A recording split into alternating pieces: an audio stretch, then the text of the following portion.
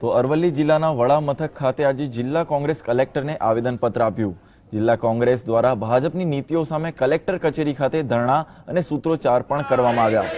ભાજપની સંકુચિત માનસિકતા ધરાવતી રાજ્ય સરકારને અન્ન સુરક્ષા અધિકાર કાયદાનો અમલ ન કરીને 54% પરિવારો એટલે કે 3.25 કરોડ નાગરિકોને અન્ન સુરક્ષા અધિકારથી વંચિત રાખ્યા છે। સાથોસાથ મનરેગા યોજના અંતર્ગત મોટો ભ્રષ્ટાચાર થઈ રહ્યો છે। તો આ યોજના અંતર્ગત વર્ષ 2014-15માં નાણાં ફાળવવામાં મોટા પાયે ઘટાડો વર્તમાન કેન્દ્ર સરકારે કર્યો છે। છેલ્લા 19 મહિનામાં કેન્દ્ર સરકારના શાસનમાં મનરેગા અંતર્ગત જાણી જોઈને કામગીરીમાં ઢીલાશ દાખવવામાં આવી રહી છે।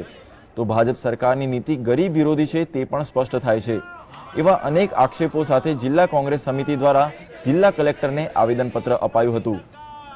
દેશની અંદર કોઈપણ વ્યક્તિને કેરોસીન, અન્ન, ચોખા આ બધું મળી રહે તે માટે ખાસ સુરક્ષા બિલનો અમલ પણ આ સરકાર પૂરેપૂરી કરતી નથી।